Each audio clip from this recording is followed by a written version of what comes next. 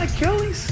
Back to the bombshell report that broke last night. James Harden turning down a 2-year, $103 million deal from the Rockets, reportedly making his message clear. He wants out and he'd like to go to Brooklyn. The Rockets and Nets have reportedly been in contact, but so far to no avail. Nick, there's a lot of different angles here, but let's start with this one. The Nets, who would be the receiving end of James Harden. You talk about Kevin Durant. You think Kevin Durant wants this deal to happen? Oh, I think KD clearly wants it to happen, but I'm a little surprised that he would be so eager for it to happen before seeing what this team is presently constituted with some tweaking would look like. Because what do we know about Kevin Durant? He is acutely and intensely aware of the narrative surrounding him, and he really cares about it. This isn't speculation. We know Durant is bothered by the fact that after winning 2 finals MVPs and 2 championships against LeBron, that nobody in their right mind elevated him ahead of LeBron. That those championships count, but they come with the yeah, but of the Warriors. And I think one of the reasons a lot of us thought he picked Brooklyn was because if he were able to win a championship in Brooklyn, along with Kyrie as his wingman, there would be no yeah buts whatsoever. And so if you're Durant, who has 1 MVP, 3 second-place finishes, 6 first-team All-NBAs, and you add a guy who has 1 MVP, 3 second-place finishes, and 6 first-team All-NBAs, before you even play a game with Brooklyn, to where once again there's questions about, okay, are you the best player on this team? You have another MVP alongside you. It's surprising to me, Broussard, that this is something he would sign up for before seeing if Brooklyn can win the title with Kyrie and the supporting cast around him. Well, there's a lot to address there. Number one, Kevin Durant would definitely be the best player on the team. As great as James Harden is, Kevin Durant is better.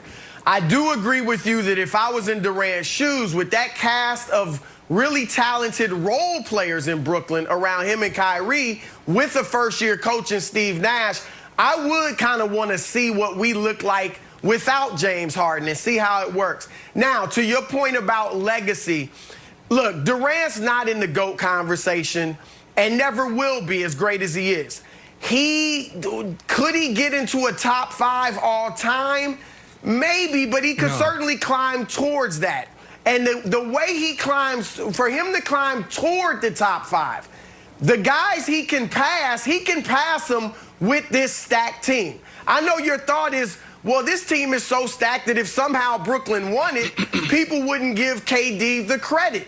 But here's the thing. LeBron James was trying to add Kawhi Leonard to Anthony Davis and him last year. And no one was saying this. LeBron has never won it without a super team. And yes, Kyrie Irving and Kevin Love were a super team with LeBron. They weren't as good as Golden State, even though they came back and beat them. But real quick, Broussard, he's won them all without another league MVP alongside him. There is a difference. And when we're talking about the greatest players ever, when we're talking about the greatest players ever, all of them had an all-star alongside them, except for Hakeem in his first title. None of them, I shouldn't say none, very few of them had other league MVPs alongside them, Brandon, which is the distinction here. And that would make this an anomalous situation, Brandon. Yeah, I mean, we can throw titles and numbers at these conversations all we want, but the reality is none of these guys, whether it was Michael Jordan, Kobe Bryant, Shaquille O'Neal, Dwayne Wade, LeBron James, Steph Curry, Kevin Garnett, none of these guys did it alone. All those guys did it on super teams. So however you want to cut it, they did it on super teams. And if Kevin Durant play into this narrative, then we're showing how weak his ego really is. He should absolutely want this, because at the end of the day, the ultimate goal is to win the championship. Now, if he wants to go be the best of all time, if he's trying to continue down that path, then he's lying to himself.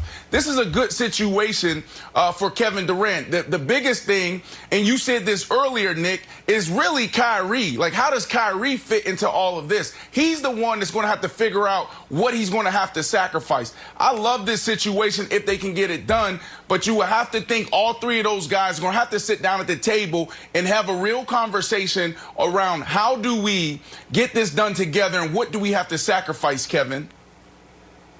Hey, Broussard, I'm going to throw a different wrinkle at you.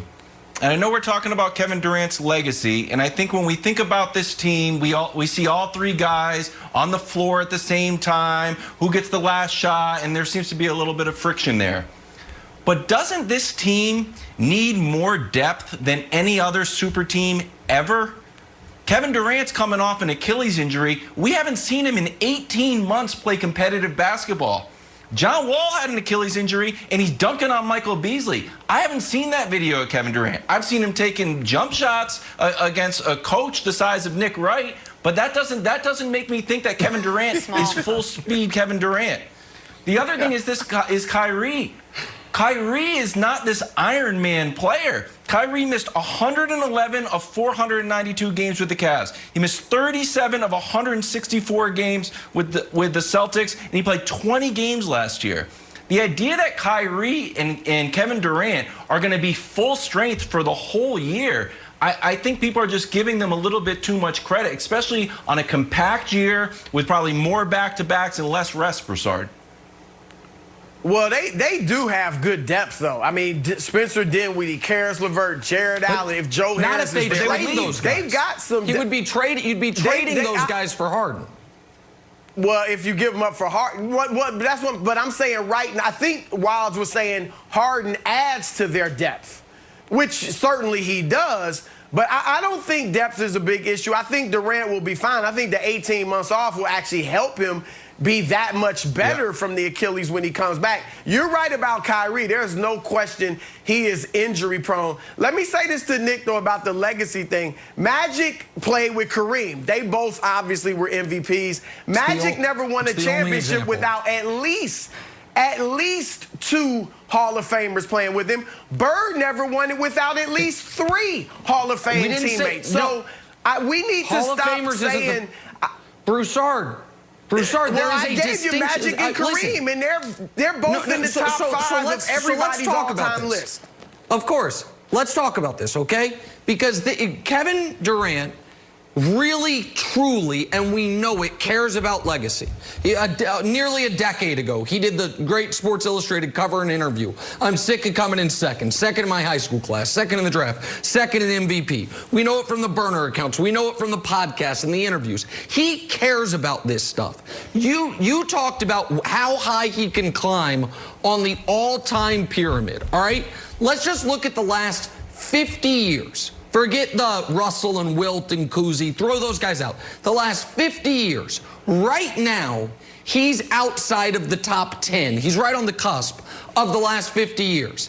And what all of the guys in front, I'll give you the list in a second. What all of the guys in front of him have in common, with the exception of the Kareem Magic component, is they won titles, yes, on great teams, but without another pantheon player alongside them. LeBron has his titles. He's number 1. There's not another MVP he's played with. Jordan's 2. There's not another MVP he's played with. Kareem is 3. Now think about it. Hold on. He won his titles. What? Exactly. What? Oh, the LeBron Jordan thing. Sorry. Kareem and Magic are 3 and 4.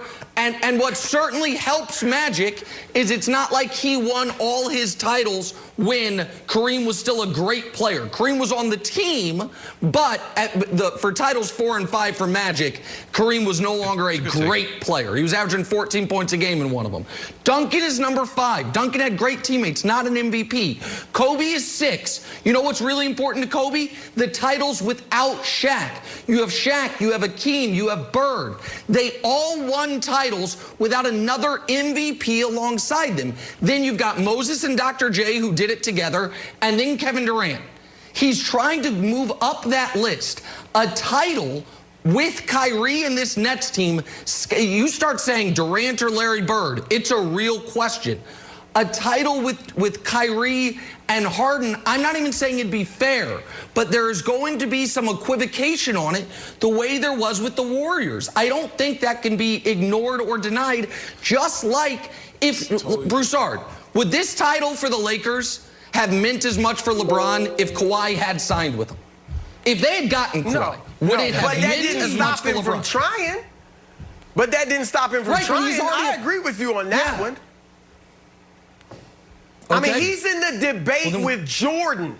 That would have hurt him in the debate with Jordan. In the debate with Jordan, a lot of times you bring up that LeBron has custom-made these teams to win championships, whereas Michael Jordan just took what he had. Whatever we got, I'm taking that and winning with it. And I don't want to get into the big Jordan LeBron thing, but I'm just saying that is an argument in that debate. I hear you, but the first six, I think it was six guys, up to Kobe, they're just better than Durant.